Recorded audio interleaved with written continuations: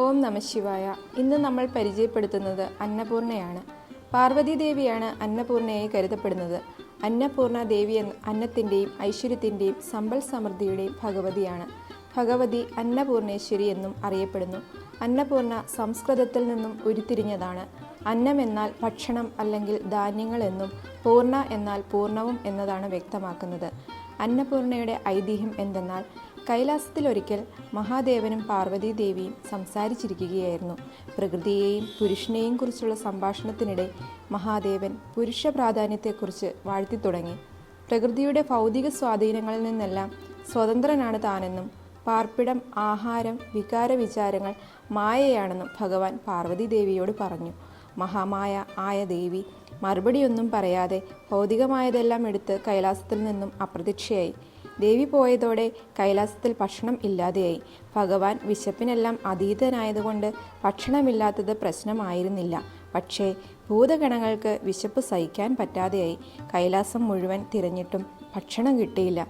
എവിടെ നിന്നെങ്കിലും ഭക്ഷണത്തിനായി അവർ ഭഗവാനോട് യാചിച്ചു. ഭഗവാൻ ഒരു പാത്രമെടുത്ത് വീടുകൾ തോറും കയറി.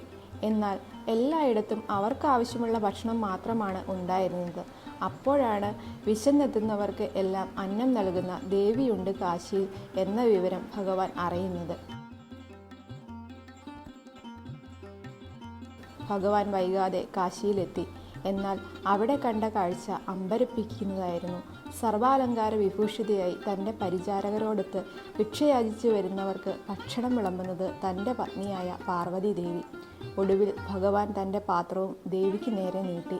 ഭർത്താവിനെ കണ്ട് സ്നേഹാർദ്രയായ ദേവി ഭക്ഷണം വിളമ്പുന്നതിന് ശേഷം ഭഗവാനൊപ്പം കൈലാസത്തിലേക്ക് മടങ്ങി.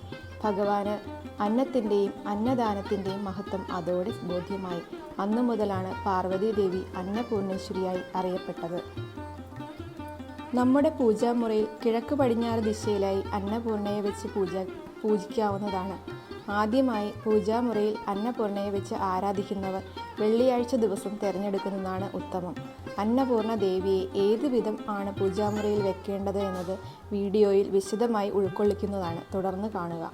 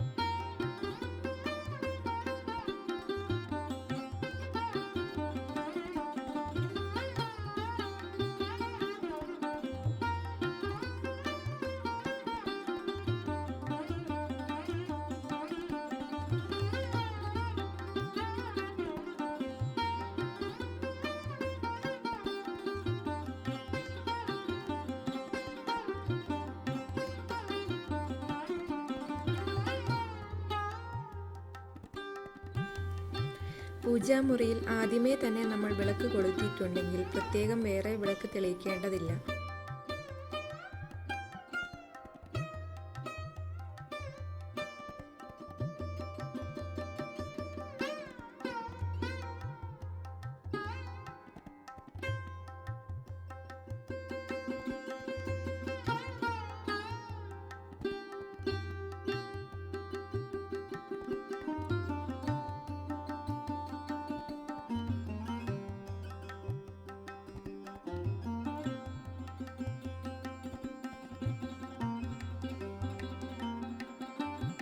അന്നപൂർണ ദേവിയെ അലങ്കരിച്ച് മറ്റ് ദൈവങ്ങളോടൊപ്പം പൂജാമുറിയിൽ വെച്ച് പൂജിക്കാവുന്നതാണ്.